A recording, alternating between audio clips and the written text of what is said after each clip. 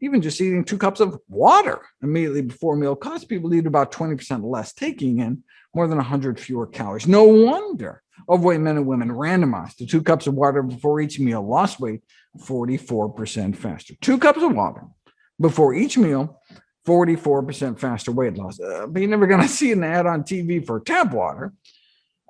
But that's why so-called negative calorie preloading is on my list of weight loss boosters, which are all the things I can find that can accelerate weight loss regardless of what you eat the rest of the time. Anything we can put on that first course salad to boost weight loss even further? Well, in my Amping AMPK section, I talk about ways to activate an enzyme known as the fat controller. Its discovery is considered one of the most important medical breakthroughs of the last few decades. You can activate this enzyme through exercise, fasting, and nicotine. But is there any way to boost it for weight loss without the sweat, hunger, and the whole dying or horrific death from lung cancer thing? Well, Big Pharma is all over it. After all, obese individuals may be unwilling to perform even a minimum of physical activity, wrote a group of pharmacologists, thus indicating that drugs mimicking endurance exercise are highly desirable. So it's crucial that oral compounds with high bioavailability are developed to safely induce chronic AMPK activation for long-term weight loss and maintenance.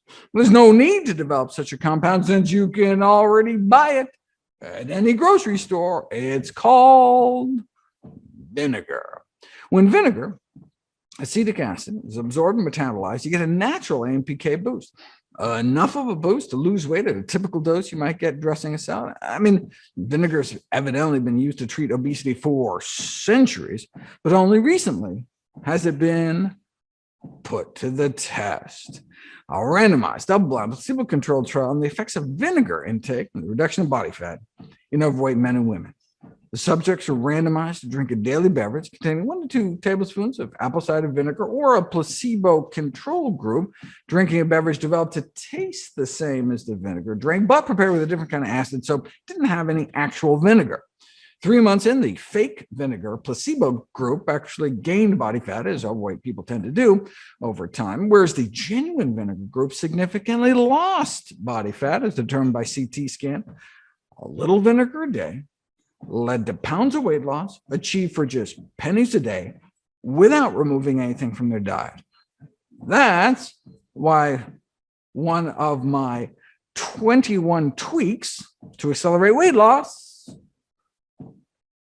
is 2 teaspoons of vinegar with each meal, either sprinkled on your salad or even just added to tea with some lemon juice or something. The vinegar studies are nice because they were placebo-controlled. I mean, that's hard to do with food. I mean, you can't stuff a cabbage into a capsule, but there are some foods so potent that you could actually fit them into a pill to pit them against placebos, and that is spices. Want to know if garlic can cause weight loss? Give people some garlic powder pills versus placebo pills. And garlic worked, resulting in both a drop of weight and waistlines within 6 weeks. They used about a half teaspoon of garlic powder a day, which would cost less than 4 cents. If you choose the generic, of course. 4 cents too steep. How about 2 cents? A quarter teaspoon of garlic powder a day. About 100 overweight men and women were randomized to a quarter teaspoon worth of garlic powder a day or placebo, and those unknowingly taking the 2 cents worth of garlic powder a day lost about 6 pounds of straight body fat over the next 15 weeks. Now, if you can splurge up to 3 cents a day, there's black cumin. A meta-analysis of randomized controlled trial shows weight loss efficacy with, again, just a quarter teaspoon a day. What is black cumin? Well, you obviously have not been reading your Bible.